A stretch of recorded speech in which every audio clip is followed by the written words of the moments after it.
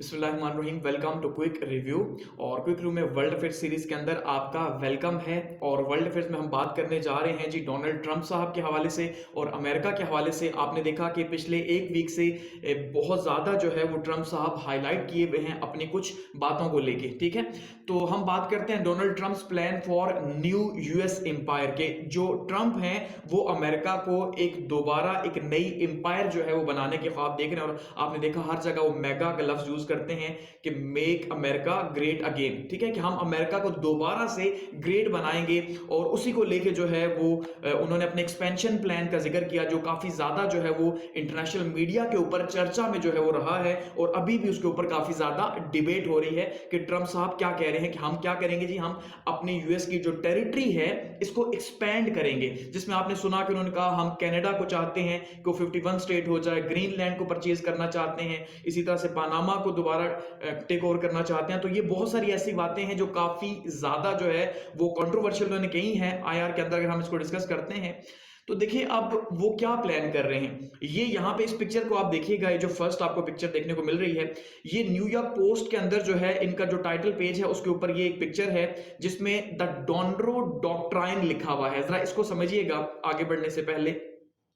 अब ये जो डोनरो डॉक्ट्राइन है ये अपोजिट है मनरो डॉक्ट्राइन के। जो इनके प्रेसिडेंट साहब थे उन्होंने 1823 के अंदर एक मनरो डॉक्ट्राइन दिया था जब अमेरिका ने आजादी हासिल की।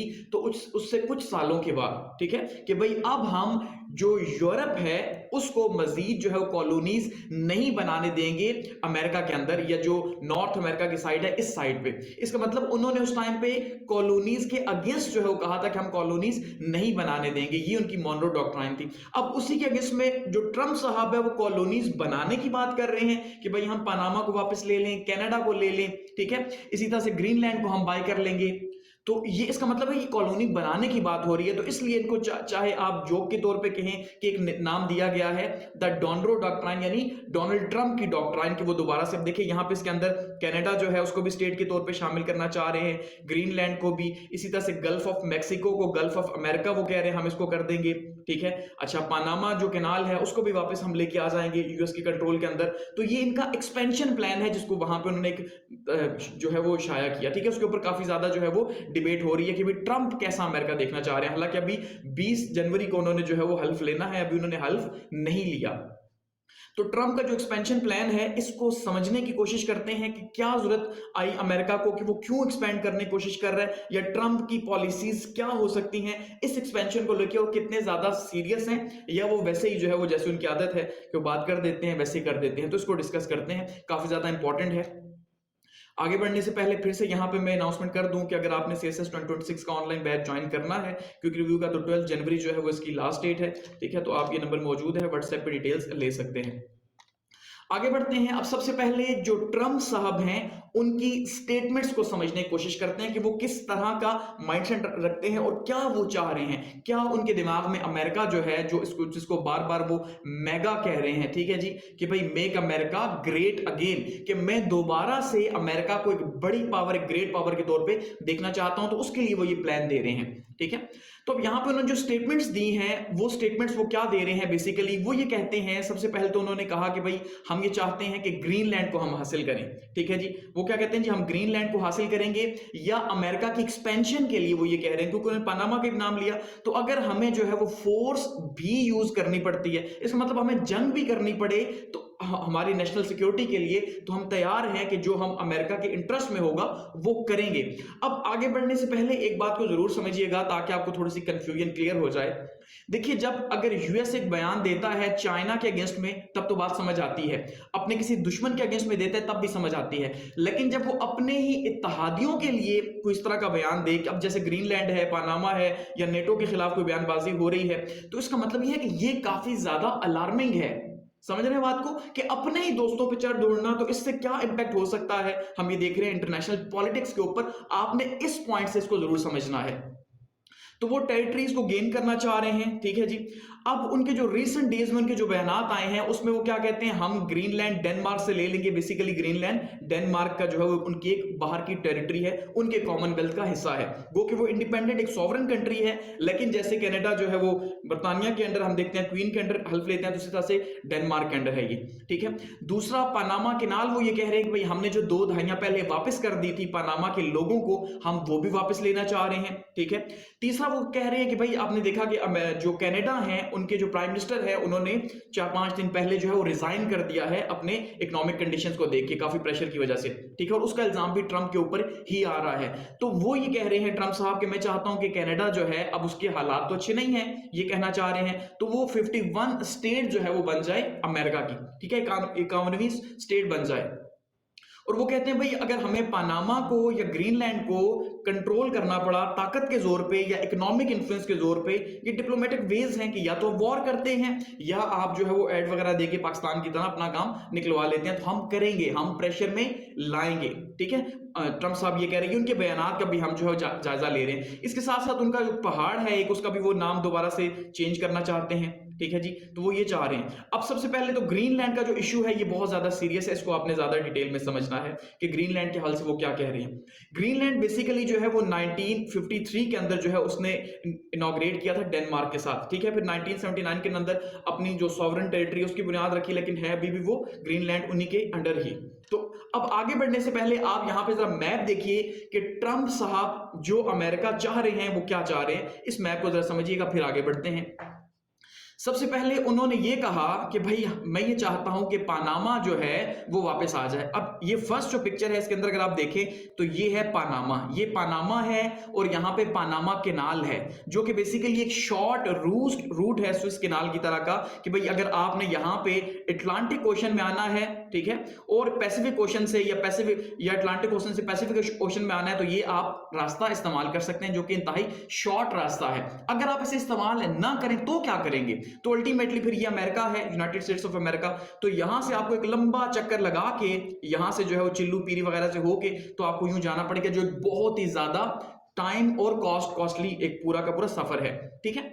अब बेसिकली यहां पे ये पनामा कैनाल है, तो वो ये चाहते हैं कि हम इसे वापस ले लें, ये अमेरिका है, क्योंकि अमेरिका की जो 90% आप कह लें ट्रेड है वो इसी के थ्रू हो रही है, कि यहां से जो जहाज वगैरह उसके निकल रहे हैं समंदर के किनारे, जो बड़े शहर होते हैं, जाहिर बात है समंदर किनारे होते हैं, वो यहां से यूं जा रहे हैं या यहां से यूं, तो एक तो वो इसको चाह रहे हैं। दूसरा यहां पे ये जो देखिए, अगर आप जिसको मैं सर्कल कर रहा हूं, ये है गल्फ ऑफ मैक्सिको।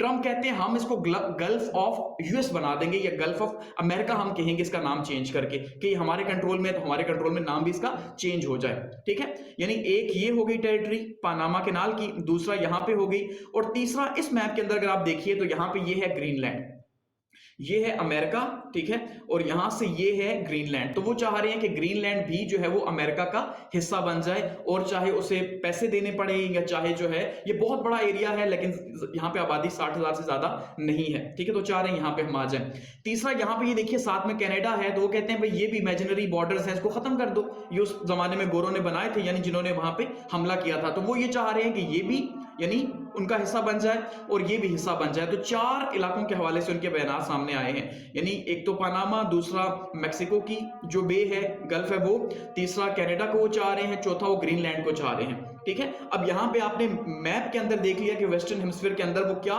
चेंज चाह रहे हैं। अब इसको समझते हैं। अब जो इसका पहला रीजन है वो क्या चाह रहे हैं, डिटेल पे आगे जाने से पहले आप समझ लें। देखिए वो इसलिए ये चाह रहे हैं कि भाई वो चाइना को कॉम्बैट कर सकें, क्योंकि जो यूएस है, आप अगर देखेंगे खास करके जो ट्रंप साहब हैं, तो उन्होंने ये टैरिफ का सिलसिला शुरू किया था, जो अब भी वो कह रहे हैं कि हम 200% भी अगर हमें टैरिफ लगाना पड़ा अमेरिका को ग्रेड बनाने के लिए दोबारा से, तो हम लगाएंगे। वो ये कह चुके हैं, चाहे कनाडा पे लगाना पड़े, यानी अपने ही दोस्तों के ऊपर भी लगाना पड़े, जैसे नेटो के जो कंट्रीज हैं, तो हम तब भी लगाएंगे, तो चाइना के ऊपर तो लगाएंगे ही। तो इन्होंने 2019 के अंदर एक सिलसिला स्टार्ट किया था कि चाइना के ऊपर इन्होंने क्या किया, टैरिफ लगाया था, जिसकी वजह से इनकी ट्रेड वॉर स्टार्ट हुई थी। तो अब एक रियलिटी यही है कि इनको जो थ्रेट है वो चाइना से है, ठीक है। सो इसलिए ये चाइना को कॉम्बैट करने के लिए, चाइना के इन्फ्लुएंस को कम करने के लिए इस अटलांटिक ओशन के अंदर और एक अपर हैंड लेने के लिए कोशिश कर रहे हैं कि ग्रीनलैंड इनके पास आ जाएगा, ये जो चीजें आ जाए सारी की सारी। तो इसलिए ये चाह रहे हैं कि भाई हम ये सारा मामला करें। एक तो ये, दूसरा ये कहा जा रहा है कुछ एक्सपर्ट्स की तरफ से देखिए दो राय हैं। एक राय ये है कि भाई ट्रंप सीरियस हैं इन जगहों को वापस लेने के लिए, वो चाहते हैं कि भाई ये जगह जो है, ये जो एरियाज हैं, ये अमेरिका का हिस्सा बन जाए, ठीक है। दूसरा कुछ ये कह रहे हैं कि भाई ये सिर्फ एक प्रेशराइज करने के लिए एक जो है टूल के तौर पे इसको यूज किया जा रहा है इन बातों को, ताकि जो है उन्हें फेवरेबल टर्म्स मिल सकें। पानामा के अंदर वो चाहते हैं कि उन्हें फेवरेबल ट्रीटमेंट मिले, कि वो समझते हैं कि पानामा का जो कंट्रोल है वो चाइनीज या हांगकांग कंपनीज के पास है और वो ज्यादा पैसे चार्ज करते हैं, ठीक है। तो इसलिए वो चाहते हैं कि भाई ट्रंप की जो या अमेरिकन जो शिपमेंट्स हैं जो समंदर से गुजरती हैं उनसे कम पैसे लिए जाएं। बात समझ रहे हैं। इसी तरह से कनाडा के साथ वो अच्छी टर्म्स चाह रहे हैं, कुछ अपने फायदे की, ग्रीनलैंड के साथ भी चाह रहे हैं कि ऑलरेडी वहां पे बेस मौजूद है। तो बेसिकली एक तो वो चाइना को कॉम्बैट करना चाह रहे हैं, दूसरा वो इनसे क्या चाह रहे हैं जी कि कुछ फेवरेबल टर्म्स हो जाएं। जो आधे इंटेलेक्चुअल्स हैं वो ये मान रहे हैं, आधे ये कह रहे हैं नहीं भाई वो सीरियस है, वो लेना चाहते हैं, ठीक है। आप देखते हैं। अच्छा, पर्पस ऑफ स्टेटमेंट क्या है, वो ये कह रहे हैं कि भाई जो हमारा जो पर्पस है कि हम ग्रीनलैंड को क्यों हासिल करना चाहते हैं, इसलिए कि हमारी जो नेशनल सिक्योरिटी है ये बहुत इंपॉर्टेंट है। ट्रंप साहब जो कह रहे हैं वो क्या कहते हैं, भाई अमेरिका की नेशनल सिक्योरिटी जो है वो हमारे लिए सबसे इंपॉर्टेंट है, तो नेशनल सिक्योरिटी के लिए हमें ग्रीनलैंड और हमें ये इलाके चाहिए, ठीक है। लेकिन दूसरी साइड पे ये भी कहा जा रहा है कि अगर वो कुछ ऐसा करते हैं तो ये नेटो के भी खिलाफ होगा। हालांकि अमेरिका खुद नेटो का जो है मेंबर है, ठीक है, सबसे पावरफुल, और वही बाकी कंट्रीज को जो है वो प्रोटेक्ट भी कर रहे हैं। तो कहते हैं कि नेटो के आर्टिकल 5 के खिलाफ होगा और अमेरिका अकेला रह जाएगा, और ये सारे का सारा जो यूरोप है, ये अगर इन्होंने ग्रीनलैंड हासिल करने की कोशिश की तो यूरोप अमेरिका के ऊपर अटैक करेगा या अटैक करने पे मजबूर हो जाएगा आर्टिकल 5 के तहत, जो ये कहते हैं कि भाई हमारा आर्टिकल 5 क्या कहता है कि नेटो के किसी भी एक मुल्क के ऊपर हमला होता है तो सबके ऊपर होगा। तो ग्रीनलैंड क्योंकि यूरोपीय यूनियन का भी मेंबर है, ठीक है, और साथ में नेटो का भी है, सो इसको एक किस्म से हमला जो है वो समझा जाएगा। तो ये जो पर्पस है वो तो इन्फ्लुएंस करना ही है, लेकिन साथ में ये पर्पस भी है कि भाई वो अपने दोस्तों को इसलिए प्रेशराइज करना चाहते हैं ताकि अमेरिका को अच्छी टर्म्स मिल सकें, ठीक है, जैसे पानामा के हवाले से अगर हम देखते हैं। अब वो ये कह रहे हैं कि भी पानामा का जो कंट्रोल है ट्रंप साहब, वो हांगकांग के पास है, हांगकांग की एक कंपनी के पास है बेसिकली, ठीक है, और वो चार्ज कर रही है अमेरिका से ज्यादा पैसे, और यहाँ पे जो चाइना के जो शिप्स आते हैं उनसे कम पैसे चार्ज करती है और यूएस से ज्यादा। तो जाहिर बात है यूएस की जो गुड्स है वो महंगी हो जाती हैं और चाइना की सस्ती आती हैं, तो इसलिए वो प्रेशराइज करना चाह रहे हैं ताकि जो है वो ऐसा हो। लेकिन आगे से जब ये स्टेटमेंट उन्होंने दी तो पानामा के सदर साहब ने कहा कि भाई पानामा का एक एक इंच जो है वो पानामा के लोगों से बिलोंग करता है और हम किसी भी सूरत अमेरिका को ये वापस नहीं देंगे, ठीक है। उन्होंने यानी इस बात का खत्म कर दिया कि भाई हम बिल्कुल भी नहीं देंगे, लेकिन जाहिर बात है अमेरिका को कौन रोकेगा। अच्छा, अब ये तो पनामा के हवाले से है। अब अगर हम बात करते हैं कनाडा के हवाले से, उन्होंने जो रिमार्क्स दिए, उन्होंने ये कहा कि भाई जब कनाडा के प्राइम मिनिस्टर रिजाइन किया तो उन्होंने कहा भाई हम चाहते हैं कि आप 51 स्टेट जो है वो बन जाए अमेरिका की, ताकि अमेरिका दोबारा से ग्रेट बन जाए, ठीक है। तो उन्होंने जो उनका घर है मारा लगाओ जो है ये का ट्रंप साहब का जो घर है फ्लोरिडा के अंदर, उन्होंने कहा कि भाई हम 25% जो है वो कैनेडियन गुड्स के ऊपर टैरिफ लगाएंगे, यानी हम कनाडा को भी नहीं छोड़ेंगे। तो बेसिकली वो कनाडा को प्रेशराइज कर रहे हैं कि अगर आप हमारे 51 स्टेट बनते हैं तो आप भी ग्रेट अमेरिका जो है उसका हिस्सा बन जाएंगे, ग्रेट यूएस का हिस्सा बन जाएंगे, आप भी इंजॉय करेंगे, हम भी करेंगे। लेकिन अगर आप नहीं बनेंगे तो हम आपकी गुड्स के ऊपर भी टैक्स लगाएंगे, तो जो आपके हालात बुरे हैं इकोनॉमिकली वो मजीद बुरे हो जाएंगे। इसे कहते हैं ब्लैकमेलिंग। ये डिप्लोमेसी है, बेसिकली नेशनल इंटरेस्ट के लिए डिप्लोमेसी की जाती है, ठीक है। तो नेशनल इंटरेस्ट की यहां बात की जा रही है, तो इसलिए एक तरह से उनको प्रेशराइज किया जा रहा है कि भाई आपको ये काम करना पड़ेगा, ठीक है। तो अगर इकोनॉमिक फोर्स यूज की जाती है तो हम तब भी करेंगे। और ट्रंप साहब ये कहते हैं कि ये जो लाइन है अमेरिका और कनाडा के बीच में, ये बेसिकली आर्टिफिशियल लाइन है, ये एक मसनूई लाइन है भाई, ये खत्म हो जाएगी, हम आप एक हो जाएंगे, कोई इशू ही नहीं है। तो यहां पे आगे से फिर जो ट्रूडर साहब है उन्होंने अपना बयान दिया था, उन्होंने ये कहा था there is not a snowball chance in the hell, ठीक है जी। उन्होंने कहा भाई जहन्नुम के अंदर तो बर्फ का गोला आ नहीं सकता, तो जैसे जहन्नुम में बर्फ का गोला नहीं आ सकता, वैसे ये चांस भी नहीं है कि भाई जो कनाडा है वो जो है वो यूएस का हिस्सा बन जाए या 51 स्टेट बन जाए, ऐसा नहीं हो सकता। तो उन्होंने इसके ऊपर भी बयान दिया। अब अगर इनकी स्टेटमेंट को देखते हैं, ग्रीनलैंड के पीछे जो सबसे इंपॉर्टेंट और जो सबसे ज्यादा डिस्कस किया जा रहा है कि भाई ट्रंप क्यों ग्रीनलैंड को हासिल करना चाहते हैं, क्योंकि वो बाकी शायद पनामा के लिए इतना ज्यादा सीरियस नहीं है, वो सिर्फ ये चाहते हैं कि उनके जहाजों से टैक्स कम लिया जाए, ठीक है। कनाडा को भी वो इसलिए प्रेशराइज कर रहे हैं कि भाई ताकि जो है वहां पे भी अपनी मोहब्बत पैदा कर सकें, खौफ पैदा कर सकें, ठीक है। लेकिन एक्चुअली में जो है वो ग्रीनलैंड के लिए जो है ट्रंप सीरियस है, और ये ट्रंप सीरियस नहीं है बल्कि अमेरिका सीरियस है। ये ट्रंप साहब का घर है यहाँ पे अगर आप देखेंगे, ठीक है जी, मारा लगाओ जो है। तो यहाँ पे उन्होंने ग्रीनलैंड के हवाले से अपनी डिजायर जो है वो शो की है कि भाई हम चाहते हैं ग्रीनलैंड हमारा हिस्सा बन जाए, और ग्रीनलैंड जो है ऑलरेडी उस बात को रिफ्यूज कर चुका है कि भाई हम जो है वो डेनिश टेरिटरी ही रहेंगे, यानी हम डेनमार्क के अंडर ही रहेंगे और हम जो है वो यूएस का हिस्सा नहीं बनते, ठीक है, और हम इसकी कोई टेरिटरी वगैरह नहीं बनते, वो ये कह रहे हैं। जबकि ट्रम्प साहब ये कह चुके हैं कि ये हमारे नेशनल इंटरेस्ट में है अगर हमें बाय फोर्स भी लेना पड़ा। ये स्टेटमेंट बहुत इंपॉर्टेंट है। वो कहते हैं पहले तो हम कोशिश करेंगे कि भाई वहां पे मूवमेंट वगैरह शुरू हो जाए, कुछ भी हो जाए, जैसे ट्रम्प जूनियर जो है यानी ट्रम्प का जो बेटा है, अभी पिछले वीक 3 दिन पहले उस बंदे ने विजिट किया ग्रीनलैंड का और वहां के लोगों को जाके बताया कि भाई आप अगर अमेरिका के साथ शामिल हो जाएंगे तो क्या फायदा होगा। समझ रहे हो ना, यानी इसका मतलब काम स्टार्ट हो चुका है इसके ऊपर, इतना सीरियस है ये। तो दूसरी साइड वो कहते हैं अगर ये ना माने तो जाहिर बात है फिर हम क्या करेंगे जी, फिर हम इनको प्रेशराइज करेंगे या फिर हम मिलिट्री का यूज करेंगे। अब बेसिकली जो ग्रीनलैंड है वो अगर आप देखेंगे तो 3000 किलोमीटर जो है वो दूर है अमेरिका से, जबकि जो जिसके कंट्रोल के अंदर है डेनमार्क के, उससे 3500 किलोमीटर दूर है। सो इस हिसाब से ग्रीनलैंड अमेरिका से ज्यादा करीब है बनिस्बत डेनमार्क की, समझ रहे हैं। तो वो ये भी यूज कर रहे हैं कि भाई आप हमारे करीब होंगे, आप तो वैसे ही नॉर्थ अमेरिका का हिस्सा है, यूरोप के साथ क्यों है। यहां पे इस मैप के अंदर अगर आप देखिए तो ये है ग्रीनलैंड, ठीक है, ये ग्रीनलैंड है और ये है अमेरिका। तो यहां अमेरिका से ग्रीनलैंड ये तकरीबन 2900 या 3000 किलोमीटर बनता है, जबकि यहां डेनमार्क से अगर इसका फासला हम देखेंगे तो वो बनता है 3500 किलोमीटर का।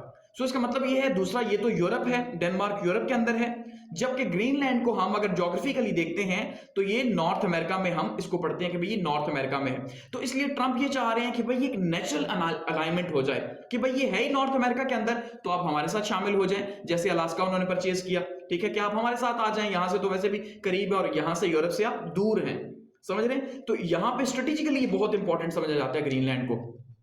अब ग्रीनलैंड का जो स्टेटस है, अब देखिए एक तो ये आर्टिक ओशन के अंदर है, यहाँ पे अगर आप देखेंगे सारा आर्टिक ओशन है, ठीक है, और नॉर्थ अटलांटिक ओशन के अंदर ये मौजूद है, और दुनिया का सबसे बड़ा जो है वो लार्जेस्ट आइलैंड माना जाता है ग्रीनलैंड को। यहाँ पे आबादी कम है, बर्फ जो है वो बर्फ से ढका हुआ है, ठीक है, साइंटिफिक एक्सपेरिमेंट्स वगैरह यहाँ पे काफी ज्यादा किए जाते हैं, और यहाँ की जो मकामी इंडिजिनस जो पीपल हैं वो यहाँ पे रहते हैं, 56,000 के करीब यहाँ पे आबादी है। तो आप देख ले 1 लाख भी नहीं है, तो 56,000 की आबादी को वो पैसे देके भी अपने साथ शामिल कर सकते हैं अगर वो चाहें तो, और जंग भी कर सकते हैं, क्योंकि डेनमार्क इतनी सख्त तो है नहीं कि वो जाहिर बात है लड़ेगा, ठीक है। और जो कैपिटल है डेनमार्क का, ठीक है, यहाँ पे सॉरी जो ग्रीनलैंड है उसका वो न्यूक है, ठीक है, जो कि न्यूयॉर्क से ज्यादा करीब है बनिस्बत डेनमार्क की। कि इस पिक्चर के अंदर भी देखिए तो यहाँ पे यूएस और ये डेनमार्क यहाँ पे जो है वो, तो यहाँ से इसका फासला करीब पड़ता है, ठीक है। तो यहाँ पे अब ये जो डेनिश के अंदर, ये डेनमार्क के कंट्रोल में कब आया ग्रीनलैंड, 18th सेंचुरी के अंदर आया, ठीक है, और 1979 तक जो है वो वही कंट्रोल करते रहे, लेकिन 1979 में वो सेल्फ गवर्निंग टेरिटरी है, लेकिन है डेनमार्क के कंट्रोल के अंदर, याद रखिएगा। डिफेंस जो है और फॉरेन पॉलिसी जो है वो डेनमार्क उसकी हैंडल करता है, एक किस्म का डोमिनियन स्टेटस आप कह लें, जो पुराने जमाने में आप हिंदुस्तान के लिए पढ़ते थे। और 2009 के बाद से डेनमार्क को ये भी अब हक हासिल है कि वो रेफरेंडम के थ्रू जो है वो आजाद भी हो सकता है, कि अगर वो चाहता है कि वो डेनमार्क से आजाद हो जाए तो वो आजाद हो सकता है। सो इसका मतलब यह है कि वो रेफरेंडम करके यूएस के साथ भी शामिल हो सकता है, इसमें तो कोई मसला नहीं। 60,000 लोग हैं, अगर वो चाहे कि हम अमेरिका के साथ हो जाएं, और बहुत से लोग चाह भी रहे हैं, तो वो हो सकते हैं, ठीक है। सो डेनमार्क बेसिकली नेटो का हिस्सा है। अब यहां पे सबसे बड़ा जो ट्विस्ट है वो यही है कि अगर अमेरिका इसे जबरदस्ती बाय फोर्स ग्रीनलैंड को हासिल करता है तो नेटो का क्या स्टेटस होगा, क्या नेटो टूट जाएगी, ठीक है। और एक्सपर्ट्स का ये कहना है कि हकीकत में एक न्यू वर्ल्ड ऑर्डर स्टार्ट हो जाएगा अगर ये ऐसा होता है तो, ठीक है। अब ग्रीनलैंड जो है वो बेसिकली यूरोपियन यूनियन का भी हिस्सा है उसकी आउटसाइड टेरिटरीज के अंदर, तो काफी ज्यादा जो है वो इंटरेस्टिंग किस्म के यहाँ पे हालात जो है वो बेसिकली अगर आप देखेंगे तो बन रहे हैं। और ग्रीनलैंड को हासिल करने का पर्पस क्या है कि भाई वो चाइना को जो है वो चाहते हैं कि भाई काउंटर किया जाए, क्योंकि इस टाइम पे चाइना काफी ज्यादा इन्वेस्ट कर रहा है ग्रीनलैंड के अंदर, ठीक है, और वहां पे इन्वेस्टमेंट अपनी बूस्ट कर रहा है चाइना अपनी टाइज ग्रीनलैंड के साथ। तो इससे पहले कि जो है वो चाइना बूस्ट करे ग्रीनलैंड के साथ, अमेरिका ये चाह रहा है कि इसका कॉन्टिनेंट है तो वापस आ जाए इसके साथ, ठीक है। इसलिए उसकी ये ख्वाहिश है कि भाई ग्रीनलैंड जो है वापस आ जाए। लेकिन ग्रीनलैंड के जो प्राइम मिनिस्टर साहब हैं वो ये कहते हैं कि भाई हम डिफेंड करेंगे और हम वापस नहीं जाने देंगे। How have Greenland and Denmark reacted on Trump's threats, कि किस तरह से ये रिएक्ट कर रहे हैं अपने ही एक दोस्त मुल्क या जो नेटो का जो अब्बू जी हैं उसके खिलाफ, क्योंकि उनका भी डिफेंस तो नेटो ही है, अपना तो कोई डिफेंस है नहीं इतना स्ट्रॉन्ग। तो जाहिर बात है फिर अब कैसे करेंगे। तो ट्रंप ने 23 दिसंबर को जो है वो लास्ट ईयर 2024 के अंदर अपना जो उनका सोशल मीडिया है, ट्रुथ सोशल मीडिया प्लेटफॉर्म है, जो इन्हीं की अपनी कंपनी चलाती है, ठीक है, तो उसके ऊपर उन्होंने कहा था कि भाई the ownership and control of Greenland is an absolute necessity. अब आप अंदाजा कर लें कि वो कितने ज्यादा सीरियस है कि भाई हमें ग्रीनलैंड चाहिए ही चाहिए, हमारी नेशनल सिक्योरिटी के लिए चाहिए, ठीक है। अब आगे हम देखेंगे कि उन्हें क्यों चाहिए ग्रीनलैंड, क्या सिक्योरिटी का पर्पस होगा, ठीक है। और वहां के जो प्राइम मिनिस्टर है वो कहते हैं भाई हमने बड़ी कुर्बानियां दी हैं, ये जो आपको पिक्चर नजर आ रही है वहां के प्राइम मिनिस्टर हैं, वो कहते हैं हमने कुर्बानियां दी हैं, हम ये वापस नहीं करेंगे, ठीक है। तो डेनिश गवर्नमेंट ये कह रही है कि हम इसको ज्यादा सीरियस नहीं लेते, ट्रंप साहब जो भी कह रहे हैं अगर वो ऐसा करेंगे तो जाहिर बात है ये एक तरह से मुदाखलत होगी, हमारी सोवरेनिटी के खिलाफ होगा, तो हम उसके खिलाफ एक्शन लेंगे। अब दूसरी साइड पे ट्रंप साहब इतने सीरियस हैं कि उन्होंने जूनियर जो ट्रंप हैं उनको ग्रीनलैंड की विजिट के लिए भेजा और वहां पे भेजा कि भाई आप उनके लोगों की राय बदलो और बताओ उन्हें कि भाई अगर हमारे साथ शामिल होते हैं तो आपको कितना ज्यादा जो है वो फायदा होगा, ठीक है। तो यहां पे ग्रीनलैंड का स्टेटस आप देख लें। अब अच्छा, अगर हम बात करते हैं कि ट्रंप जो है वो ग्रीनलैंड को क्यों चाहते हैं, क्यों शामिल हो जाएं, तो उसके दो रीजंस हैं, दो मेजर रीजन है कि वो चाहते हैं भाई एक इनके साथ शामिल हो जाए। सबसे पहला रीजन तो ये है, ये कहा जा रहा है कि आने वाला जमाना जाहिर बात है एआई या टेक्नोलॉजी का जमाना है, ऐसा ही है। और बेसिकली इस टाइम पे यूएस की और चाइना की जो वॉर है वो भी टेक वॉर है, या फिर खास करके आप अगर देखेंगे तो क्वांटम कंप्यूटर्स के ऊपर है, ठीक है, एआई के ऊपर है, या चिप वगैरह के ऊपर जो है ये वॉर है। तो चिप के जो रेयर अर्थ मिनरल्स हैं, ठीक है, जिनसे चिप बनती है, वो रेयर अर्थ मिनरल्स जो है ये कहा जा रहा है वो ग्रीनलैंड के अंदर है, ठीक है। सो इसका मतलब यह है कि अगर अमेरिका को जिंदा रहना है, अपने सर्वाइवल की, अपनी टेक्नोलॉजी को अपग्रेड करना है, तो उसे रेयर अर्थ मिनरल्स चाहिए, जो कि सबसे ज्यादा चाइना के पास है दुनिया में, और चाइना तो देने नहीं दे रहा, ठीक है। उसके बाद वो ग्रीनलैंड में है, तो इसलिए वो चाह रहे हैं कि भाई ग्रीनलैंड को कब्जा किया जाए और यहां से रेयर अर्थ मिनरल्स जो कि 23 के करीब हैं वो हासिल किए जाएं और अपनी टेक्नोलॉजी को आगे बढ़ाया जाए। दूसरा, क्योंकि यहां पे वो चाहता है कि भाई हम चाइना को काउंटर कर सकें, और ये जितना भी अटलांटिक ओशन का समंदर है यहां पे हम चाइना को या रशिया को फ्री हैंड नहीं देंगे, इसलिए हम चाहते हैं कि भाई हम यहां पे इसका कंट्रोल हासिल करें। तो ऑलरेडी जो है वो अमेरिका यहां पे उसकी एक एयरबेस मौजूद है, ठीक है, ग्रीनलैंड के अंदर, क्योंकि नेटो जाहिर बात है कलेक्टिव डिफेंस है, तो ऑलरेडी वहां पे एक उनकी पोर्ट भी, बेस भी मौजूद है। और वो समझते हैं कि भाई हम जो है आगे अपनी मिलिट्री को यहां पे एक्सपेंड करेंगे और बैलिस्टिक मिसाइल सिस्टम को वहां पे एक्सपेंड करेंगे, इसी तरह से रेडार्स को वहां पे इंस्टॉल करेंगे ताकि हमें पहले से ही जो है वो आइडिया हो जाए। तो इसलिए ट्रंप ये चाह रहे हैं कि ग्रीनलैंड के समंदर के अंदर, आइसलैंड के समंदर के अंदर और यूके के समंदर के अंदर हम यहां पे अपनी मिलिट्री बेसिस को स्ट्रॉन्ग करें, रेडार्स अपने बनाएं, ताकि ये सारा समंदर अटलांटिक ओशन का उनके कंट्रोल में आ जाए। और इंटरेस्टिंग बात, अब यहां पे आप आगे बढ़ने से पहले एक और भी समझिएगा। देखिए, ट्रंप ये कह रहे हैं कि हम अमेरिका को ग्रेट बनाएंगे, और उसका तरीकाकार ये है कि हम वो जो पॉलिसी थी अमेरिका की, ओपन बॉर्डर पॉलिसी, कि सबको हम अपना समझते थे और हर एक का जहां पे भी हम देखते थे कि जरूरत है तो हम जाते थे, अपनी फॉरेन पॉलिसी को ओपन रखा हुआ था, समझ रहे हैं ना। तो इसका मतलब हम दुनिया के हर मामले में दखलंदाजी करते थे, हम वो नहीं करेंगे। जिसमें उन्होंने कहा मैं यूक्रेन की वॉर खत्म कर दूंगा, मैं मिडिल ईस्ट से अपना जो है वो ताल्लुकात कम कर लूंगा, यानी अमेरिका के ऊपर फोकस किया जाएगा, टैरिफ लगाया जाएगा, दुनिया को नाराज किया जाएगा। लेकिन वहीं पे आप ये देखेंगे फिर ये एक्सपेंशन की भी बात कर रहे हैं, तो इसका मतलब ये है कि वो अपने ही दोस्तों को नाराज करने के लिए भी तैयार हैं, क्योंकि उन्होंने ये नहीं कहा कि हम कलेक्टिवली ग्रेट बनेंगे, उन्होंने कहा अमेरिका को ग्रेट बनाएंगे, और वो तभी होगा जब बाकी नीचे जाएंगे उनके ख्याल में। सो इसलिए वो अपने ही दोस्तों के खिलाफ इस टाइम पॉलिसी बना रहे हैं कि सिर्फ अमेरिका सेंट्रेड पॉलिसी होगी और नेशनल इंटरेस्ट सिर्फ अमेरिका का होगा, नेटो का नहीं होगा। जैसे हमने जो बाइडेन के टाइम पे देखा तो उन्होंने पूरी दुनिया का देखा या नेटो का देखा, अब वो सिर्फ अपनी बात कर रहे हैं, सिर्फ अमेरिका की। यूके नाराज होता है, कोई इश्यू नहीं है। आप देख ले रिसेंट जो स्टेटमेंट्स आई हैं एलोन मस्क की जर्मनी के ऊपर या यूके के ऊपर, जो वहां पे चाइल्ड अब्यूज हुआ एक मुसलमान के ऊपर जो इल्जाम लगे हुए हैं, और जर्मनी के हवाले से जो आई हैं, तो वहां पे वो पहले ही हालात खराब कर रहे हैं। एलोन मस्क जो है वो अमेरिका के हालात यूरोप के साथ खराब करने की कोशिश कर रहे हैं, तो ये काफी ज्यादा जो है थ्रेटनिंग मामला जो है चल रहे हैं। तो डिफेंस और रेयर अर्थ मिनरल्स की वजह से ये चाह रहे हैं कि भाई हम ये मामला जो है वो करें, क्योंकि देखिए जो अब आगे वॉर है वो बैटरीज या हाईटेक जो भी इंडस्ट्री वगैरह के ऊपर होगी, तो वो रेयर अर्थ मिनरल से होगी, और 34 में से 25 रेयर अर्थ मिनरल्स जो है वो सर्वे के अकॉर्डिंगली 2023 के वो ग्रीनलैंड में मौजूद हैं। ठीक है जी, तो अब 25 अगर मौजूद हैं 34 में से, तो जाहिर बात है कि उनके लिए बहुत आसानी है। तो ना तो यूरोप चाहेगा कि वो जाए, ना अमेरिका चाहेगा कि वो उनके हाथ ना आए। ठीक है, तो इसलिए दोनों ही कोशिश कर रहे हैं। Has the US tried to buy Greenland before? क्या अमेरिका ने इससे पहले भी कोशिश की? यानी एक संजीदा कोशिश है या एक बयान है? तो हकीकत यह है कि अमेरिका ने 2 बार हिस्ट्री में कोशिश की है ग्रीनलैंड को हासिल करने की।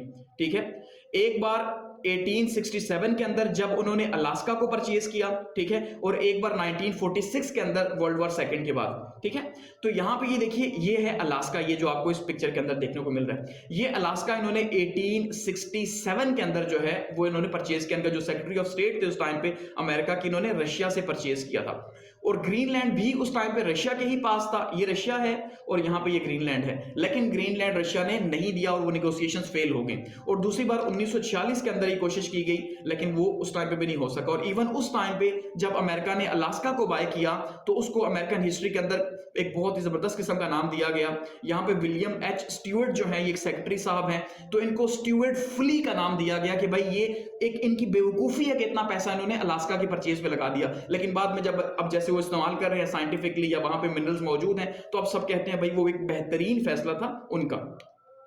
इसी तरह से यूएस जो है ग्रीनलैंड में 1941 से यहां पे मौजूद भी है, और 1941 में यूएस ने इसे हासिल कर लिया था, इस पे कब्जा कर लिया था।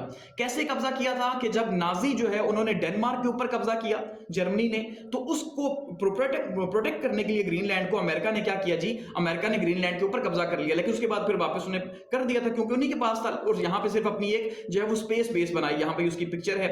और यहां ये कहा जा रहा है कि अमेरिका बहुत बड़े बड़े एक्सपेरिमेंट्स करता है, वो एक्सपेरिमेंट्स जो दुनिया के सामने भी नहीं लाना चाहता। इस तरह के मामलात यहां पे चल रहे हैं, और अब क्या न जाने चल रहे हैं, वहां पे एलियंस के हो क्या हो, लेकिन वहां पे काफी ज्यादा जो है मामलात चल रहे हैं। तो उसके बाद से 1946 से जो है ये डेनिश कॉलोनी ही है ग्रीनलैंड की। और इससे पहले जो है कोशिश की गई थी कि भाई $100 मिलियन में जो है से हेनरी एस ट्रूमैन जो है बाय करना चाह रहे थे डेनमार्क से। और ये 1991 में पेपर लीक हुआ तब पता चला। ठीक है जी, बातचीत 1946 में की गई थी, लेकिन पेपर जब लीक हुआ, क्योंकि कोल्ड वॉर चल रही थी, तो कोल्ड वॉर में ऐसी बातें छुपानी थी, तो इसलिए ये बात 1991 में पता चली कि इन्होंने $100 मिलियन की ऑफर की थी डेनमार्क को, लेकिन उसने रिजेक्ट कर दी। सो इसका मतलब अमेरिका एक्चुअली में सीरियस है। और जैसे अभी हमने कहा कि भाई जो जूनियर डोनाल्ड ट्रंप है, उनको भेजा गया ग्रीनलैंड। यहां पे इस पिक्चर के अंदर देखिए, ये जो बंदा है ये जूनियर डोनाल्ड ट्रंप है, और ये ग्रीनलैंड की जमीन पे खड़ा है। ठीक है, तो उनको उन्होंने विजिट किया, और वहां के लोगों का इसका मतलब वो इस्तेमाल कर रहे हैं, या प्रोपेगेंडा वहां पे करवाएंगे कि भाई हम ये चाहते हैं कि भाई वो मेगा का हिस्सा बने, यानी कि make America great again movement का हिस्सा बन जाए ग्रीनलैंड, और हम सब मिलकर एंजॉय करें, ये कहा जा रहा है। तो इसका मतलब वो एक शख्सियत को इस्तेमाल करना स्टार्ट हो गया, फंडिंग करें, जो भी करें, वो उनका इशू है। अब सबसे इंपॉर्टेंट क्वेश्चन ये है आईआर के हवाले से, अगर हम देखेंगे इंटरनेशनल डेवलपमेंट में, तो दुनिया इसके ऊपर कैसे रिएक्ट कर रही है। अब देखिए, दुनिया के रिएक्शन से इससे फर्क कभी नहीं पड़ेगा। रिएक्शन किससे फर्क पड़ेगा? यूरोपियन लीडर्स क्या कहते हैं। उसका रीजन सबसे बड़ा नेटो है। देखिए, इससे पहले अगर हम बात करते थे अमेरिका की, तो हम हमेशा बात करते थे अमेरिका और वेस्ट एक है, अमेरिका और वेस्ट एक है। क्यों? क्योंकि हम अमेरिका को नेटो या यूरोप की जो है वो हम जो है वो आंख से देखा करते थे कि भाई यूरोप और अमेरिका एक ही चीज है। तो इसका मतलब ये है कि ये दोनों आपस में ही जो है कोशिश करेंगे कि मिला के रखें। और अभी तक यही हो रहा था कि पूरी दुनिया के अगेंस्ट में ये खड़े थे आर्टिकल 5 के नाम के ऊपर। जैसे रशिया के खिलाफ इस टाइम अगर वॉर हो रही है, तो वो आर्टिकल 5 पे हो रही है कि भाई हम सबका डिफेंस कॉमन है। ठीक है, सो बेसिकली यहां पे जो ईयू लीडर्स हैं उनमें एक तकसीम है। फिलहाल बहुत सारे ममालिक तो नहीं बोले, लेकिन बहुत सारे ममालिक समझते हैं कि ये आइडिया ठीक नहीं है, जिसमें जर्मन चांसलर जो है उन्होंने भी कहा कि भाई जबरदस्ती बॉर्डर्स को मूव नहीं किया जा सकता। ऑलरेडी जो है वो एलॉन मस्क जो है वो जर्मनी के खिलाफ बयान दे चुके हैं। ठीक है जी, तो इसलिए जर्मन चांसलर या फिर यूरोपीय यूनियन जो है अपने कलेक्टिव स्टेटमेंट के अंदर वो समझते हैं कि भाई ये ठीक नहीं है। ठीक है, तो ईयू जो है वो कह रही है कि भाई हम ये कभी नहीं चाहेंगे कि ट्रंप साहब या अमेरिका जो है वो इस तरह से करे कि भाई वो उसको जबरदस्ती हासिल कर ले। इसी तरह से जो फ्रांस के फॉरेन मिनिस्टर हैं वो भी समझते हैं कि भाई ये गलत काम है और अमेरिका को इसकी इजाजत नहीं दी जा सकती। और यहां तक आप अंदाजा करिए कि भाई जब एक थिंक टैंक है यूरोप बेस, उस थिंक टैंक से ये पूछा गया कि अगर ट्रंप साहब ऐसा करते हैं, ये जो उनका थ्रेट है, आप समझते हैं अगर ये मटेरियलाइज हो जाता है, ये पूरा हो जाता है, तो इसका क्या नुकसान होगा। तो उन्होंने ये कहा, यूरोप बेस्ड जो थिंक टैंक है उसने ये कहा कि नेटो टूट जाएगा अगर ऐसा होता है। ठीक है। अगर ग्रीनलैंड उनके पास जबरदस्ती चले जाता है तो नेटो टूट जाएगा, पहली बात ये होगी। यानी जाहिर बात है यूरोपियंस और अमेरिकन एक दूसरे के आमने सामने खड़े हो जाएंगे तारीख में पहली बार। और दूसरा उन्होंने कहा कि एक नया वर्ल्ड ऑर्डर जो है वो सामने आएगा, ठीक है। एक नया इंटरनेशनल जो ऑर्डर है वो सामने आएगा, जो अभी हम देख रहे हैं वेस्ट कंट्रोल कर रहा है। शायद अमेरिका दोबारा से अगर वो चाहता है कि ग्रेट बने तो वो अकेले कंट्रोल करने की कोशिश करेगा, यूरोप, अमेरिका, चाइना, सबको। तो लेकिन ये जो करंट जो वर्ल्ड ऑर्डर है ये टूट जाएगा और नेटो भी टूट जाएगा। और उसका नुकसान क्या होगा कि यूरोप को अपनी सिक्योरिटी की फिक्र हो जाएगी, तो वो अपना एक अलायंस बनाएगा जो ऑलरेडी बना हुआ है। तो वो कोशिश करेगा कि वो अपने मामला को खुद हैंडल करे। लेकिन अब यूरोप के लिए मुश्किल होगा कि वो रशिया को काउंटर करे या अमेरिका को काउंटर करे, ठीक है। जाहिर बात अब एक साइड से उसे यूएस का प्रेशर है, दूसरी साइड से उसे जो है वो रशिया का प्रेशर है, तो यूरोप बीच में यहां पे इसके लिए बहुत ज्यादा मुश्किल हो जाएगी, ठीक है। इसलिए जो है यहां पे मुश्किल होगा और अमेरिका जो है बैलेंस ऑफ पावर खराब हो जाएगा, ठीक है। और बैलेंस ऑफ पावर जो है अमेरिका के फेवर में होगा। तो इसलिए यहां पे रशिया और चाइना को भी पूरा मौका मिलेगा कि भाई वो आगे ग्रो करे और दुनिया मजीद अनार्की के अंदर चली जाएगी। यहां तक कहा जा रहा है कि इनकी जो स्टेटमेंट्स हैं, इनकी स्टेटमेंट्स के ऊपर ग्रीनलैंड ने जो डेनमार्क है उसने अपना बजट बढ़ा दिया।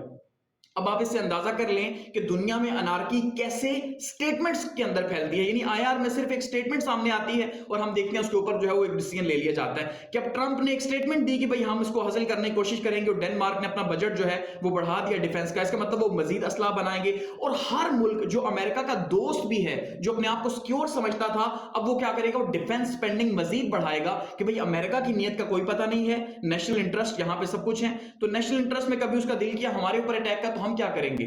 सो इसका मतलब दुनिया में आर्म रेस मजीद बढ़ने जा रही है और दुनिया मजीद जो है वो खतरनाक होने जा रही है। और जब दोस्त दोस्त से दुश्मन हो जाएंगे तो फिर आइडेंटिफाई करना मुश्किल हो जाएगा कि किसके ऊपर ट्रस्ट किया जा सके और बहुत मुश्किल हो जाएगा, ठीक है। तो इसलिए ये हालात जो है वो बने हुए हैं।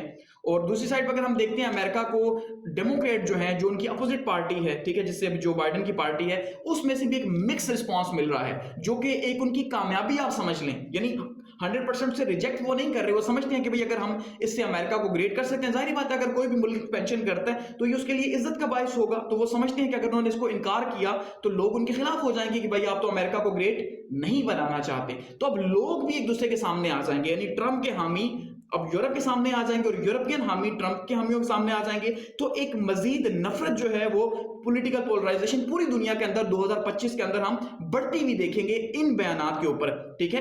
कि पीपल टू पीपल कांटेक्ट भी हम देख रहे हैं वो खराबी की तरफ जाएंगे और वर्ल्ड के जो दुनिया के जो कांटेक्ट आपस में ममालिक के वो रिलेशंस भी खराब होंगे, ठीक है। और ऑलरेडी जो है वो कांग्रेचुअल रिपब्लिकन्स जो हैं इन्होंने काम स्टार्ट कर दिया है। ट्रंप जो इसको गल्फ ऑफ अमेरिका बनाना चाहता है, गल्फ ऑफ मैक्सिको को, उसके नाम पे उन्होंने पिटीशन जो है वो कांग्रेस के अंदर सबमिट करवा दी है। सो इसका मतलब ये है कि वो चाहते हैं कि वो ट्रंप को सपोर्ट करे और ट्रंप भी ये चाहता है कि वो हिस्ट्री के अंदर याद रखा जाए। इसी तरह से वो एक पहाड़ जो है डिनाली जो माउंटेन है उनका, उसको मैकिनली दोबारा से पुराना नाम चाह रहे हैं, जो ओबामा ने चेंज कर दिया था, तो चाहते हैं उसको वापस जो है वो लेके आया जाए, ठीक है। और दूसरा, अब उन्होंने जो एम्बेसडर्स जो है वो चुने हैं, ठीक है जी, पनामा के लिए, डेनमार्क के लिए और कनाडा के लिए, अब वो भी काफी ज्यादा मुश्किल में हैं। लेकिन जो चुने हैं वो वही लोग चुने हैं जो कि ट्रंप की सख्त बातों के ऊपर वहां पे अपना कंट्रोल रख सके, क्योंकि इन्वेस्टर्स को जाहिर बात है वहां की गवर्नमेंट्स को फेस करना है, लेकिन वो समझते हैं कि ये उनके लिए एक मुश्किल है, ठीक है। वो ये कहते हैं कि भाई बिहाइंड द 8 वॉल्स, ट्रंप की जो स्टेटमेंट्स हैं ये एक इडियम है, ठीक है, जिसका मतलब ये है कि 8वीं वॉल जो आपने देखी है, वो जो ब्लैक वाली होती है जिसको अगर आप मारेंगे तो फाउल हो जाएगा, तो उसके पीछे जो बॉल्स हैं उनको आपने जो है वो डालना होता है उसके अंदर, बॉक्स के अंदर ना, समझ रहे हैं ना। तो जब आप 8वीं बॉल के पीछे होते हैं तो जाहिर बात है फिर आप ना इसे हिट कर सकते हैं क्योंकि फाउल हो जाएगा, और हिट करना इसे होता है तो वो तो पीछे छुपी होती है। तो इसलिए ये जो इन्वेस्टर्स हैं ये समझते हैं कि हमारे लिए मुश्किल हो गया, हमारी कंडीशन जो है वो बिहाइंड द 8 बॉल वाली कर दी है ट्रंप ने। अब जब हम उन ममालिक में जाके यानी कनाडा में, डेनमार्क में, पनामा के अंदर सर्व करेंगे तो हमें बहुत ज्यादा क्रिटिसिज्म का सामना करना पड़ेगा, हम कैसे इसको बर्दाश्त करेंगे। तो एट दी एंड अब आप देख लें कि हालात क्या बने हुए हैं। अगर हम इसको सम अप करते हैं तो अमेरिका के जो ट्रंप साहब जो कह रहे हैं अमेरिका को हम ग्रेट अगेन करेंगे, सो उससे हम ये देख रहे हैं कि भाई जो करंट वर्ल्ड ऑर्डर है वो टूटने जा रहा है, ठीक है। हम ये एक्सपेक्ट कर रहे हैं कि यूरोप और अमेरिका की जो मोहब्बतें थी शायद वो वैसी न रहें, दुनिया में अनार्की मजीद फैलने जा रही है, ठीक है। यानी कि पहले नंबर पे एक तो अनार्की बढ़ेगी दुनिया के अंदर, ठीक है। दूसरे नंबर पे क्या होगा, जो यूरोप है वो जो है वो अमेरिका से दूर होना स्टार्ट हो जाएगा। तीसरे नंबर पे अमेरिका की जो पॉलिसीज है मजीद सख्त हो जाएंगी वर्ल्ड के लिए, और वो पूरी कोशिश करेगा कि दुनिया को अपने पंजों के अंदर जकड़े या मजीद जो है वो कंट्रोल उस पर हासिल करने की कोशिश करे। और ट्रंप की जो मेंटालिटी है दुनिया को शायद किसी और जंग के अंदर ना धकेल दें या और ज्यादा मुश्किल न बना दें। इलॉन मस्क जैसे ऑलरेडी जो है वो यूके के और जर्मनी के लीडर्स को नाराज कर चुके हैं, तो इसका मतलब ये है कि अब उनके हालात भी कोई इतने अच्छे नहीं रहेंगे आने वाले टाइम के अंदर, अमेरिका और यूके के भी, ठीक है, और अमेरिका और जर्मनी के भी, अगर ये अपोजिशन की पार्टीज जीत जाती हैं जर्मनी के अंदर, खास करके यूके में तो भी टाइम है, ठीक है। तो यहाँ पे ओवरऑल जो है दुनिया के हालात के ऊपर इसका असर पड़ेगा, ओवरऑल अनार्की बढ़ेगी, ओवरऑल हम दुनिया में मजीद आर्म रेस देखेंगे और हम ये देखेंगे कि दुनिया में नए अलायंसेस जो है वो हमें आने वाले टाइम के अंदर बनते हुए दिखाई देंगे, ठीक है। जब दोस्त आपस में दुश्मन बनना स्टार्ट हो जाएंगे तो ये काफी इंपॉर्टेंट है। अब देखते हैं कि क्या ट्रंप जो है वो अपनी इन बातों को हकीकत का रूप दे पाते हैं या नहीं दे पाते, ठीक है जी। तो ये इंटरनेशनल डेवलपमेंट है जो बहुत ही इंपॉर्टेंट है। अब देखेंगे कि आने वाले वक्त के अंदर इसके अंदर जो है वो क्या मजीद एडिशंस होती हैं। Thanks for watching.